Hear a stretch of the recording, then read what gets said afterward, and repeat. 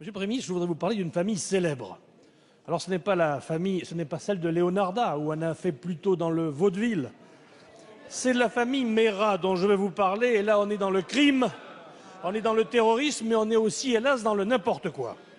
En effet, il y a de quoi faire.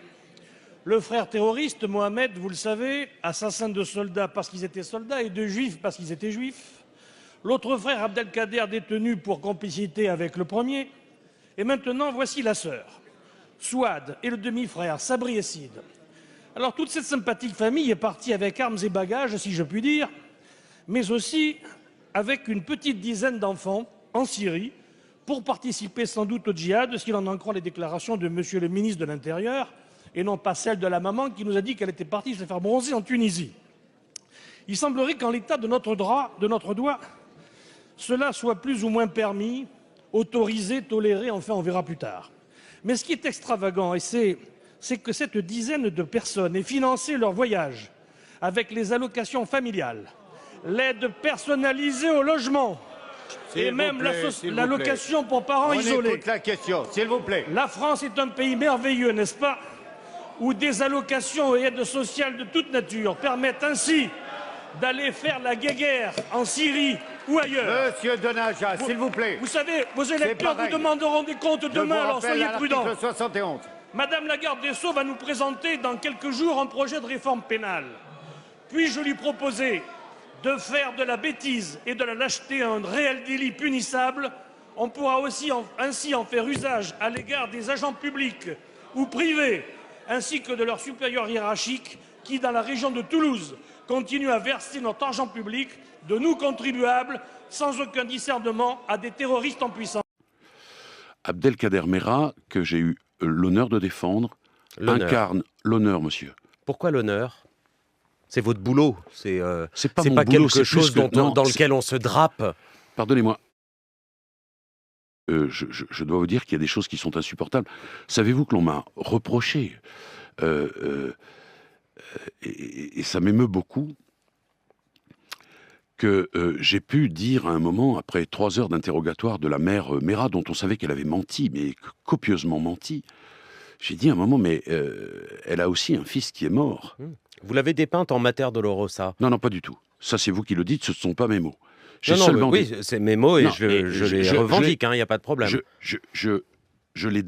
D'abord, je ne l'ai pas dépeinte, j'y ai pas passé beaucoup de temps, j'ai seulement dit qu'elle était là depuis 3 heures, qu'on savait parfaitement qu'elle avait menti. Enfin, 3 heures pour elle, 20 minutes pour Squarcini. Il y a quand même un petit problème. Il y a un moment, j'ai dit, mais enfin, elle a quand même perdu un fils. L'autre est en tôle, et la fille est partie... Vous trouvez pas ça obscène de le dire comme ça? Pourquoi c'est pas une mère? Devant les familles de victimes. Monsieur Demange, je ne sais pas si vous pensez réellement que c'est obscène, ou si vous me posez la question pour me provoquer, mais je voudrais vous dire quelque chose. Le chagrin des victimes est tellement... Je pense sincèrement que c'est obscène. D'accord, alors je vais vous répondre. Le chagrin des victimes ne peut pas être confiscatoire.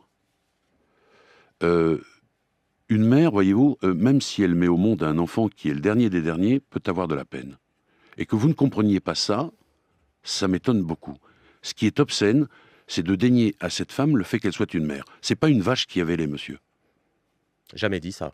Votre question est obscène. Et je ne pensais pas que vous me la poseriez.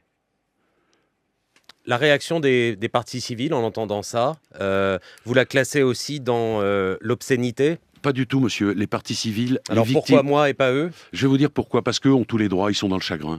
J'ai le droit de vous poser des questions. Mais bien sûr, monsieur, mais vous êtes un commentateur.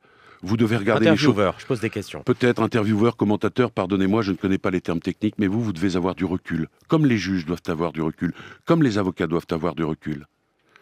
Mais les familles qui ont vécu dans leur chair cet immense chagrin ont tous les droits.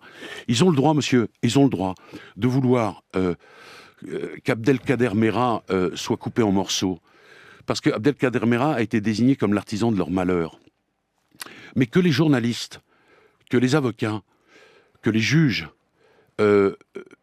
puissent à ce point ne retenir que le chagrin des victimes à l'exclusion de tout autre, que cela balaye la charge de la preuve, ça c'est insupportable.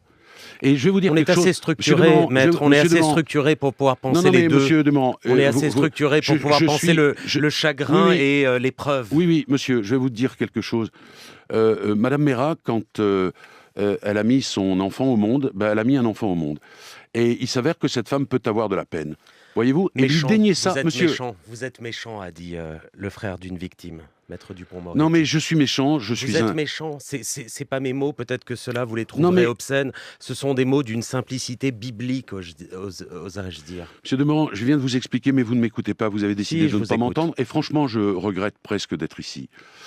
Voyez-vous, monsieur, que les victimes ne comprennent même pas qu'Abdelkader Mera puisse être défendu, j'en accepte l'augure.